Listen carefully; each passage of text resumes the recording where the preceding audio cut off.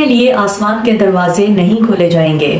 اگر بستیوں کے لوگ ایمان لے آتے اور اللہ کا تقوی اختیار کرتے تو ہم ان پر آسمان اور زمین کی برکت کے دروازے کھول دیتے۔ اگر ہم ان کے لیے آسمان کا ایک دروازہ کھول دیں اور یہ وہاں چڑھنے لگیں۔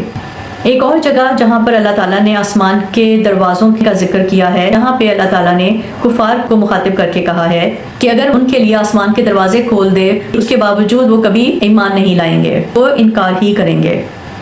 سورہ الحجر میں اللہ فرماتے ہیں اگر ہم ان کے لیے آسمان کا ایک دروازہ کھول دیں اور یہ وہاں چڑھنے لگیں تب بھی یہی کہیں گے کہ ہماری نظر بندی کر دی گئی تھی، بلکہ ہم پر تو جادو کر دیا گیا تھا۔ یہ آیات یہ بتاتی ہیں کہ کفار کتنے ضدی اور گمراہ ہیں۔ اگر اللہ ان کے لیے آسمان کے دروازے کھول بھی دے اور وہ وہاں چڑھ بھی جائیں تب بھی وہ ایمان نہیں لائیں گے۔ وہ اس معجزے کو بھی جادو اور دھوکے کا نام دیں گے، بلکہ یہ کہیں گے ہماری آنکھیں چندھیا گئی ہیں۔ مجاہد، ابن کثیر اور الضحاک کے مطابق اس کا مطلب ہے ہماری بصارت یعنی دیکھنے کی صلاحیت کھو گئی ہے۔ قتادہ نے حضرت ابن عباس رضی اللہ عنہ سے روایت کیا ہے کہ اس کا مطلب ہے ہماری نظر چلی گئی ہے۔ الاوفی بن عباس رحمۃ اللہ علیہ سے روایت کرتے ہیں ہم بہک گئے ہیں اور ہم پر جادو کر دیا گیا ہے۔ ابن سعد کے مطابق وہ شخص جو چندھیا جائے اصل میں وہ ہے جو سمجھنے کی صلاحیت کو بیٹھا ہو۔ چوتھی جگہ پر جہاں پر اللہ نے آسمان کے دروازوں کا ذکر کیا ہے وہ ہے اصحاب کہف کا واقعہ، جب وہ اللہ کی پناہ لینے کے لیے ایک غار میں چلے گئے تھے۔ یاد کرو جب وہ نوجوان غار میں پناہ لینے بھاگے، انہوں نے کہا ہمارے رب ہم پر اپنی رحمت فرما دے اور ہمارے معاملات کو بہترین طریقے سے درست فرما۔ یہ وہ نوجوان تھے جو اپنی قوم کے ظلم اور کفر سے بچنے کے لیے اپنی جان بچا کر اللہ کی پناہ لینے چلے گئے۔ جب وہ غار میں داخل ہوئے تو انہوں نے اللہ سے دعا کی ہمارے رب ہم پر اپنی رحمت فرما دے اور ہماری بات درست فرما، یعنی ہماری مدد فرما اور ہمارے حالات بہترین بنا دے۔ جیسے ایک حدیث میں فرمایا گیا ہے جو کچھ تو ہمارے حق میں مقرر کرے اس کا انجام بہترین بنا دے۔ اس لیے ہم نے ان کے کانوں پر پردہ ڈال دیا، انہیں سلا دیا غار میں کئی سالوں تک، یعنی اللہ نے انہیں غم اور خوف سے محفوظ کر دیا اور برسوں تک سلا دیا۔ پھر ہم نے انہیں جگایا تاکہ دیکھیں کہ ان میں سے کون زیادہ درست طور پر سمجھتا ہے کہ وہ کتنے عرصے تک سوئے رہے۔ ان کے بیچ جو اختلاف تھا اس کا اصل حال کیا ہے۔ اللہ تعالیٰ یہاں اصحاب کہف کا قصہ مختصر طور پر بیان کرتے ہیں۔ اللہ فرماتا ہے کیا تم یہ سمجھتے ہو اے محمد صلی اللہ علیہ وآلہ وسلم کہ اصحاب کہف اور الرقیم ہماری نشانیوں میں سے کوئی عجیب چیز تھی؟ یعنی ان کا واقعہ اللہ کی قدرت اور قوت کے مقابلے میں کوئی عجیب بات نہیں۔ آسمان اور زمین کی تخلیق، دن اور رات کا الٹ پھیر، سورج اور چاند کا مسخر ہونا، یہ سب اللہ کی عظیم قدرت کی دلیل ہے۔ اصحاب کہف کا واقعہ ان عظیم نشانیوں کے سامنے ایک چھوٹی سی مثال ہے۔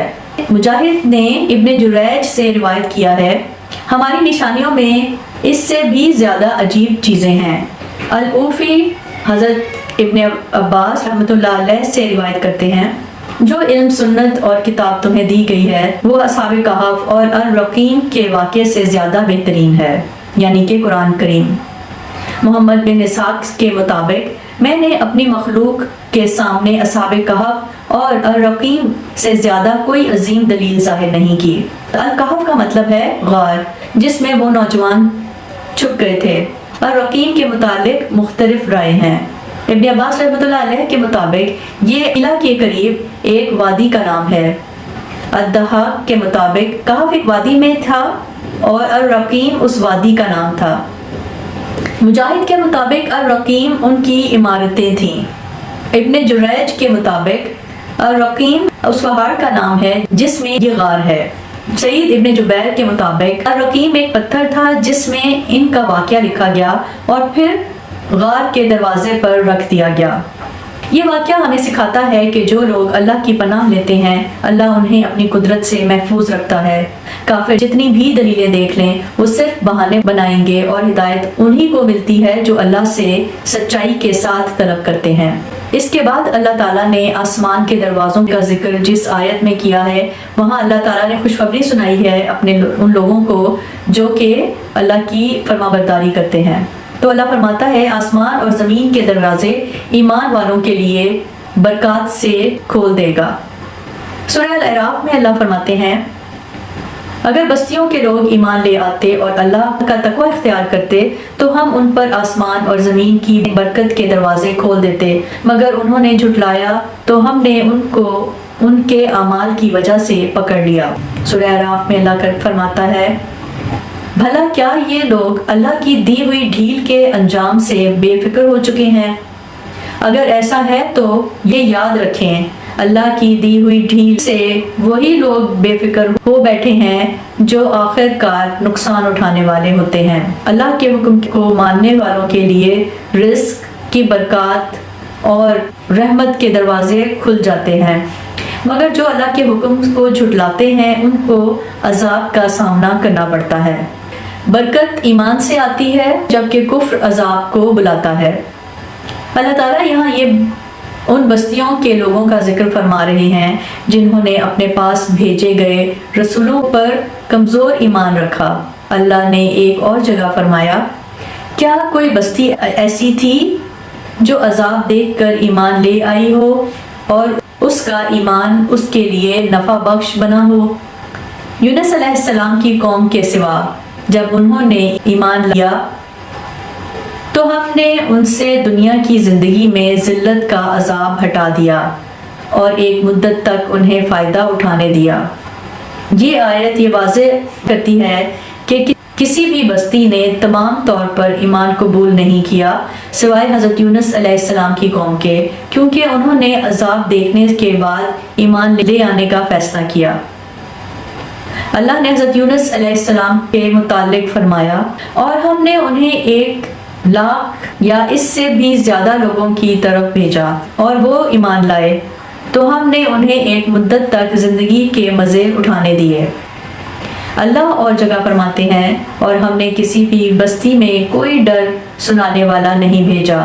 اس کا مطلب ہے کہ اگر ان کے دلوں میں وہ ایمان ہوتا جو رسول لے کر آئے تھے، اگر وہ اس پر یقین رکھتے، ان کی اطاعت کرتے اور تقوی اختیار کرتے یعنی اللہ کے حکم پر عمل کرتے، تب اللہ ان پر برکتیں نازل فرما دیتا۔ مگر انہوں نے رسولوں کو جھٹلایا تو ہم نے انہیں ان کی کرتوتوں کی وجہ سے عذاب میں گرفتار کر لیا۔ انہوں نے اپنے رسولوں کی تکذیب کی جس کا نتیجہ یہ نکلا کہ ہم نے انہیں ان کے گناہوں اور شرارتوں کی وجہ سے عذاب میں مبتلا کر دیا۔ پھر اللہ تعالیٰ ارشاد فرماتا ہے تو ان لوگوں کے لیے سخت دھمکی ہے جو اس کے احکام کی خلاف ورزی کرتے ہیں اور گناہ کرنے کی جرت دکھاتے ہیں۔ کیا بستیوں کے لوگ اس بات سے بے خبر ہو گئے تھے کہ ان پر ہمارا عذاب رات کو آ سکتا ہے جب کہ وہ سو رہے ہوں؟ یا کیا بستیوں کے لوگوں نے یہ سمجھ لیا ہے کہ ان پر ہمارا عذاب دوپہر کے وقت نہیں آ سکتا جب وہ اپنی مصروفیات میں مگن ہوں؟ اگر آپ کو یہ کہانی معلوماتی لگی ہے تو آپ اپنے خیالات کامنٹ میں ضرور بتائیں، لائک کریں، شیئر کریں اور مزید اسلامی کہانیوں کے لیے سبسکرائب کریں۔